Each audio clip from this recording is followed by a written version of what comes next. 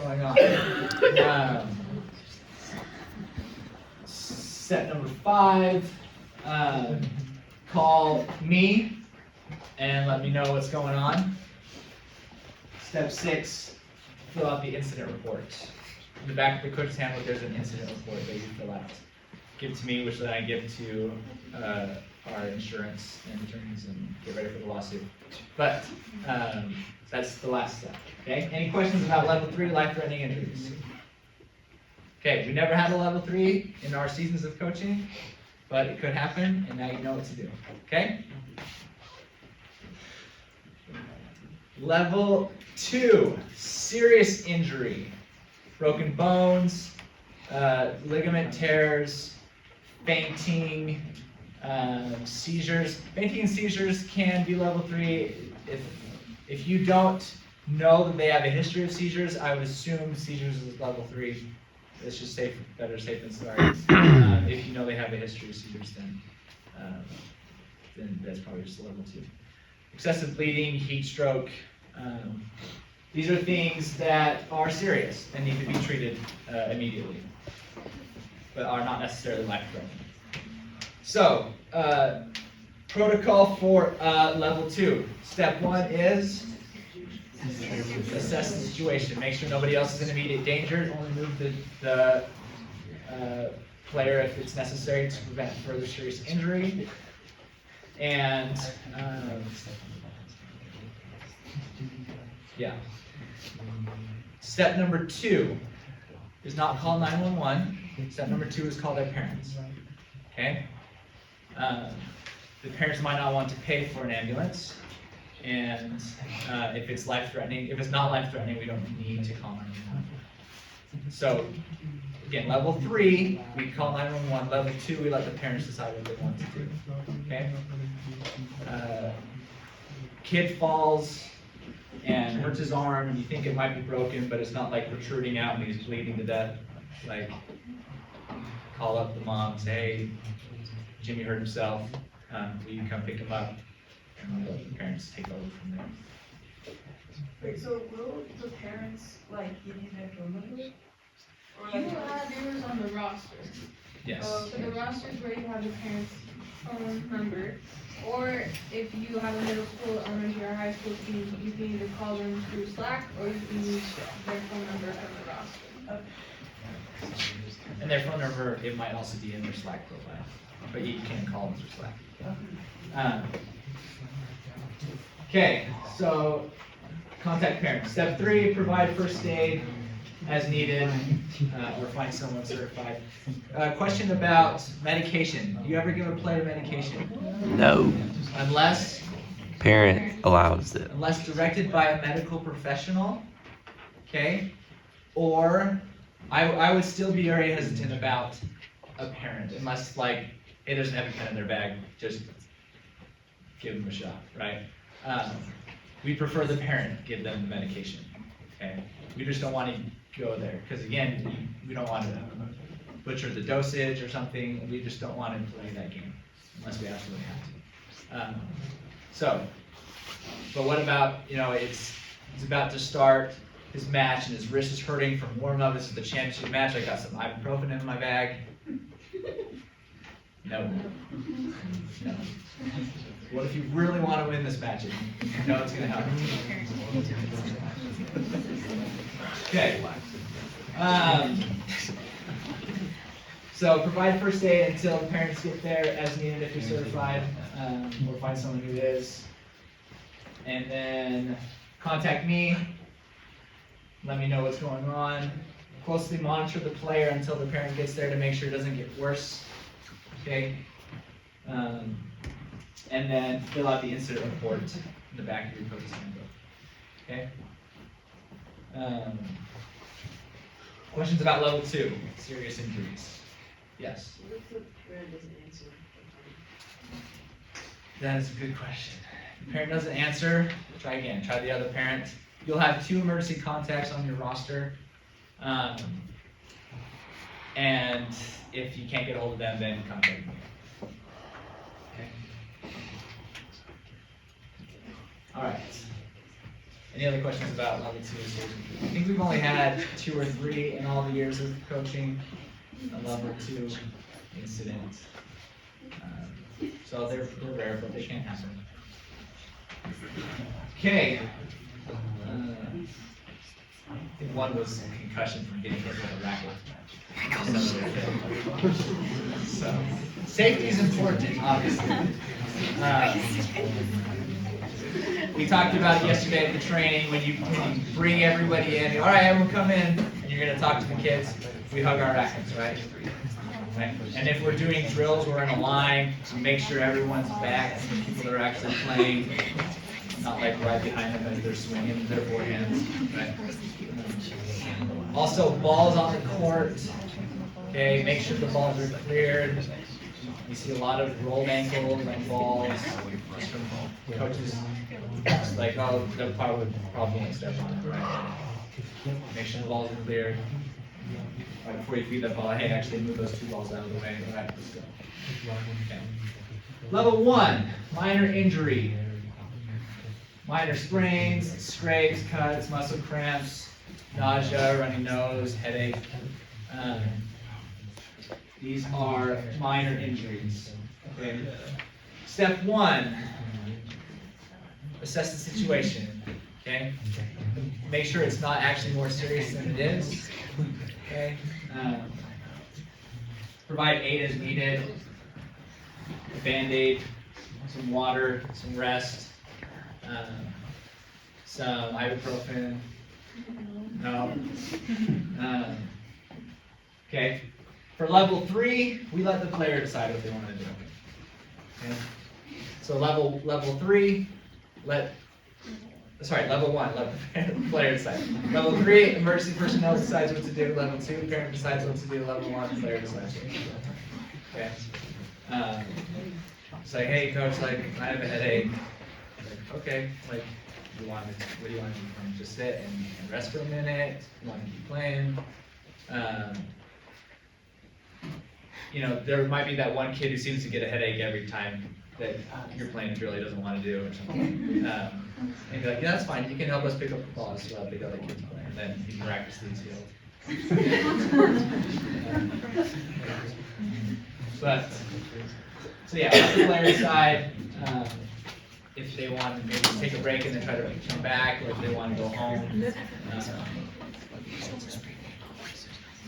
If they decide to go home, don't just let them like walk home. If they don't live too far, that's fine. Just maybe have them call their mom, or you call their mom, and hey, team's not feeling well, he's gonna walk home. Is that okay? Or if you want to come home. What we don't want is mom comes to pick up Timmy and she's like, where's Timmy? Well, he had a headache, so we started walking home and I was going.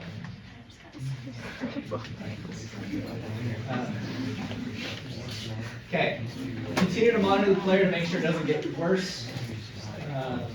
No incident report is necessary for level 1. Okay, any questions about any of the emergency protocol?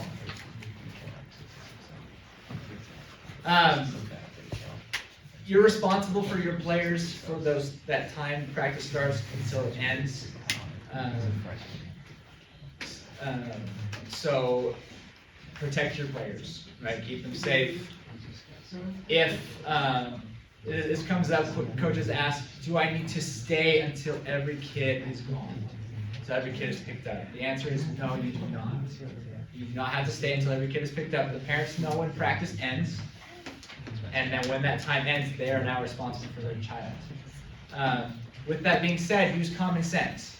Okay, if you have a 5-year-old little girl and there's a bunch of crazy-looking hoodlums over there, you know, like maybe don't just leave her all alone. But that's just use common sense. But overall, you're not responsible for the kids before practice or after practice. Okay. All right.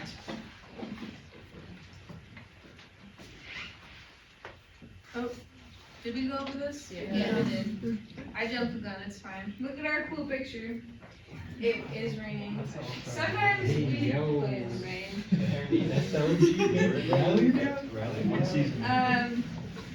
Yeah, make sure to check the rain protocol on the website again and the coach's handbook. It's in both. And then you always have to contact your coach rep. One quick thing about rain. So we don't make the call until an hour before practice. Okay, an hour before. If it's raining all morning long and the forecast says raining all day long, this is what you should do. You should send a message to your Slack parents because it's going to save you a lot of questions. Just say, hey, I know it's raining. It's likely we won't have practice today, but I'll let you know at this time for sure. Okay, an hour before. Okay, or it's all dry and sunny, and there's a chance of rain at practice time in the morning or sometime early in the day. You send a message to your Slack parents. I know there's supposed to be rain in the forecast. Right now we're planning on having practice. I'll let you know an hour before for sure what we're doing. Okay. It'll just sending that little message will save your parents a lot of anxiety all day long and save you from having to answer a bunch of DMs. I have a microphone back, just so Nate doesn't bug me. I remember. Okay, also, fun fact, that's my team picture. It was hailing that day. We had to cancel our match. It was the last match of the season, so it was a little sad, but what a great group, right? Okay. If practice is canceled, make sure that you reschedule a time. Depending on your course, you might have to work with me and Rob or the admin team to figure out when it's available. If you have a match that's canceled, it always goes at the next practice time. So if you have a Friday middle school match, it gets rained out, you cancel. That means if I'm a boys team in Utah County, that match is going to be now on Tuesday at the same location. Okay, so if it was at American Fork, I'm going to be at American Fork on Tuesday. Okay, that practice that became a match has to be rescheduled too. Okay. Okay. If you cancel a match or practice though because of weather, you do have to contact your coach up. Something I didn't go over, we don't cancel for wind. Okay, tennis is a fancy sport, but not fancy enough to cancel for wind. Okay, so if you have really, really, really fast wind, tell them it's a good day to work on footwork. Okay. We don't cancel for cold either. We don't cancel for cold. I remember my first season coaching, we were here, it was freezing, it was so windy, and it was the region tournament, and I was like, what are we doing? And I had my frozen blankets, because I only had I don't know why, it was really embarrassing. I was the only one in my car. I had my frozen blanket around me, and I was like, this is horrible. But we made it, and the girls still had fun, so it was fine. Okay, we did go over this. We do have a coaching tips channel on Slack, so make sure you're added to it. Oh, hand. So I have a question about weather. If there's snow on the courts, are we required to like shovel and have it? No. and stuff? No, please don't shovel. No. You shouldn't have an issue. It's supposed to get up to like 60 degrees next week, and then you guys start the week after. If it does snow again, then yes, you have to cancel practice. You can't play on the snow. We do have squeegees though, so if it rains and it's not gonna rain again, do we have them for all of them? Yeah, you'll have a squeegee on your courts. Also that's Sage.